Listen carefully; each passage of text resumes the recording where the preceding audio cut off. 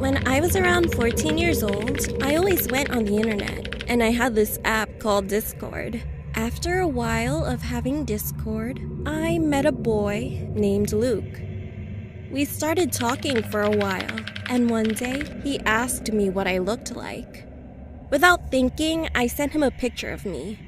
He told me that I was beautiful and that he loved my long dark hair and how I did my eyeliner. I just said thanks, thinking nothing of it.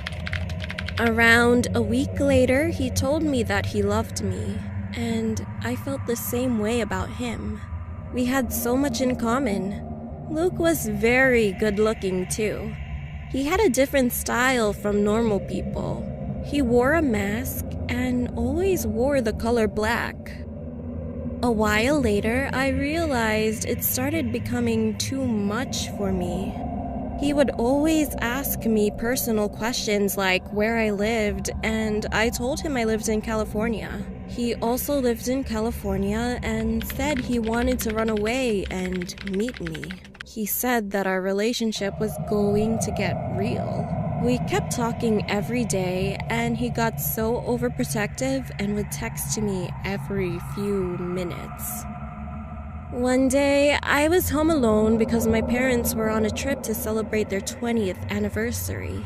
I didn't mind until it became nighttime. It was so dark outside, and it gave me the chills. I decided to close all the windows and make sure that the doors were locked. I sat in my living room and watched some TV. After around 20 minutes, I heard a knocking sound coming from the window behind me. I realized I didn't pull the blinds over it and that some kids were probably playing tricks on me.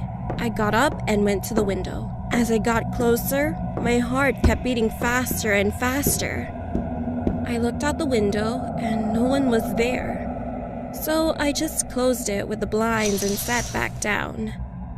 After that, I got a message from Luke. He said, "Let's meet up now." I told him I was busy and that I couldn't, but he said that I wasn't and that he could see me.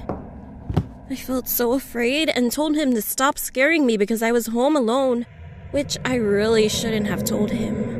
I asked him how he knew where I lived, and he told me that he looked on Snapchat and found my exact location so he could meet up with me whenever he wanted. I was so afraid. I heard a knock on the door, and a teen boy's voice tell me to open the door. It sounded so attractive, and I knew that it had to be Luke. I stayed still and didn't know what to do. I was home alone, and no one could defend me when I'm alone. I texted him and told him to leave me alone now. Luke knocked again and said he wasn't going to leave. I finally got up and opened the door. There he was, standing there, ever so tall.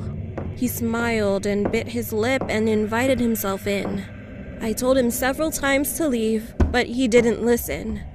Then he went quiet, and I tapped his back. He ripped his mask off to reveal all the scars he had around his lips. I froze in shock and told him to please leave, now.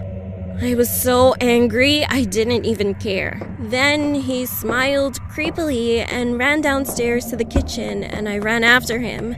He was holding a knife and then ran after me. I ran outside, hid in the bushes, and called 911 as fast as I could. The police arrived quickly. They found him. But what was even more creepy was that he smirked at me when they took him into their car. I called my parents shortly after and told them everything, and they came home.